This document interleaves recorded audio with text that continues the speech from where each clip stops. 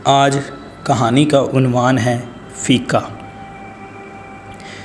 कल फ़ीके कुम्हार के घर के सामने एक नई चमकती हुई गाड़ी खड़ी थी। सारे गांव में उसका चर्चा था। जाने कौन मिलने आया था। मैं जानता था फ़ीका पहली फुर्सत में आकर मुझे सारा माजरा ज़रूर सुनाएगा। वही हुआ। शाम को बैठक पर आकर बैठा ही था कि फ़ीका चला आया। हाल चाल पूछने के बाद कहने लगा, साहब जी, कई साल पहले की बात है। आपको याद है मासी नूरा होती थी, वो जो भट्टी पर दाने बुना करती थी, जिसका एक पुत्र था वकार। मैंने कहा, हाँ यार, मैं अपने गांव के लोगों को कैसे भूल सकता हूँ।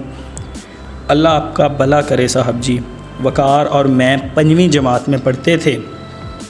स्कूल में अक्सर वकार के ढिड में पीड़ होती थी। साहब जी, एक टुकड़े के लिए वो रोता रहता था। मास्टर जी डांट कर उसे घर भेज देते थे कि जा हकीम को दिखा और दवाई ले। एक दिन मैं आधी छुट्टी के वक्त वकार के पास बैठा था। मैंने अम्मा के हाथ का बना पराठा और अचार खोला। साहब जी, आज भी जब कभी बहुत भूख लगती है ना, तो सबसे पहले अम्मा के हाथ का बना पराठा याद आता है और सारे पिंड में उस पराठे की खुशबू फैल जाती है। पता नहीं साहब जी, अम्मा के हाथ में क्या जादू था। साहब जी, वकार ने पराठे की तरफ देखा और नज़र फेर ली। उस एक नज़र ने उसके ढिड पीड़ के सारे राज खोल दिए। मैंने ज़िंदगी में पहली बार किसी की आंखों में आंदरों को भूख से बिलखते देखा।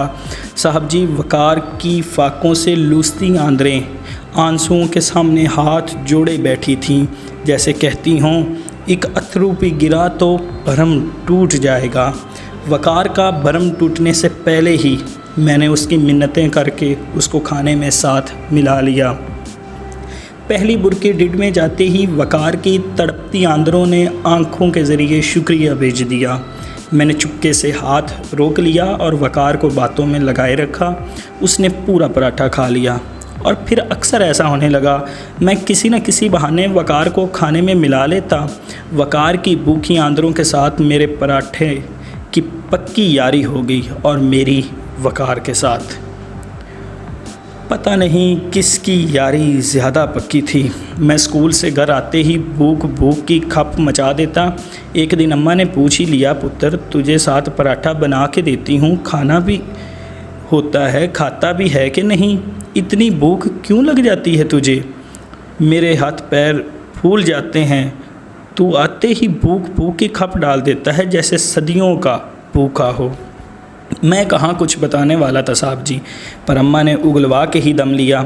सारी बात बताई तो अम्मा ने उसको सुना और बिलक पड़ी और कहने लगी, कल से 2 पराठे बना दिया करूँगी। मैंने कहा, अम्मा, पराठे 2 हुए तो वकार का भरम टूट जाएगा। मैं तो घर आकर खा ही लेता हूँ। साहब जी, उस दिन से अम्मा ने पराठे के वल बढ़ा दिए और मक्खन की मिकदार भी। कहने लगी, वो भी मेरे जैसी माँ का पुत्र है। ममता तो वखरी नहीं होती फीके, माएँ वक्को वक हुई तो क्या। मैं सोच में पड़ गया। 5वीं जमात में पढ़ने वाले फ़ीके को भरम रखने का पता था। भरम जो ज़ात का मान होता है, अगर एक बार भरम टूट जाए तो बंदा भी टूट जाता है। सारी ज़िंदगी अपनी ही किरचियाँ इकट्ठी करने में गुजर जाती हैं और बंदा फिर कभी नहीं जुड़ पाता। फ़ीके को 5वीं जमात से ही भरम रखने आते थे। इससे आगे तो वो पढ़ ही नहीं सकता था। और मैं पढ़ा लिखा, आला तालीम याफ्ता, मुझे किसी स्कूल ने भरम रखना सिखाया ही नहीं था साहब जी। उसके बाद अम्मा बहाने से वकार के घर जाने लगी। देख नूरा, साग बनाया है, चक्कर बता कैसा बना है। वकार की अम्मा को पता भी न चलता और उनका एक डंग टप जाता। साहब जी, वकार को पढ़ने का बहुत शौक़ था। फिर अम्मा ने मामे से कहकर मासी नूरा को शहर में किसी के घर काम पर लगवा दिया। तनख्वाह, वकार की पढ़ाई और 2 वक्त की रोटी तय हुई। अम्मा की ज़िंदगी तक मासी नूरा से रब्ता रहा। अम्मा के जाने के चंद माह बाद मासी भी गुज़र गई। उसके बाद रब्ता ही कट गया।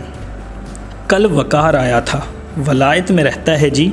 वापस आते ही मिलने चला आया, पढ़ लिख कर बड़ा बड़ा अफसर बन गया है जी। मुझे लेने आया है साहब जी। कहता तेरे सारे कागजात रेडी करके पासपोर्ट बनवा कर तुझे साथ लेने आया हूँ और इधर मेरी अम्मा के नाम पर लंगर खोलना चाहता है साहब जी। साहब जी, मैंने हैरान होकर वकार से पूछा, यार लोग स्कूल बनवाते हैं, अस्पताल बनवाते हैं, तू लंगर ही क्यों खोलना चाहता है और वो भी अम्मा के नाम पर? कहने लगा, फीके भूख बड़ी जालिम चीज़ है, चोर डाकू बना देती है, खाली पेट पढ़ाई नहीं होती, ढिड पीठ से जान निकलती है। तेरे से ज़्यादा इस बात को कौन जानता है फीके? सारे आंखें पढ़ने वाले नहीं होते और ना ही तेरे वर्गे भरम रखने वाले। फिर कहने लगा, यार फीके तुझे आज एक बात बताऊं? चलिया मैं सब जानता हूँ। चंद दिनों के बाद जब पराठे के वल बढ़ गए थे और मक्खन भी, आधा पराठा खाकर ही मेरा पेट भर जाता था और अम्मा को हम दोनों में से किसी का भी भूखा रहना मंजूर नहीं था फीके। वकार फूट फूट कर रो रहा था। अम्मा यहाँ भी बाजी ले गई साहब जी, और मैं भी इस सोच में डूब गया कि लूसती आंदरों और पराठे की यारी ज़्यादा पक्की थी या फीके और वकार की। भरम की बुनियाद पर कायम होने वाले रिश्ते कभी टूटा नहीं करते। फीका कह रहा था, मुझे अम्मा की वो बात आज भी याद है साहब जी। उसने कहा था, ममता तो वक्री वक्री नहीं होती फीके, माएँ वक्को वक हुई तो क्या। उसके हाथ तेज़ी से पराठे को वल दे रहे थे। 2 रोटियों जितना एक पेड़ा लिया था अम्मा ने साहब जी।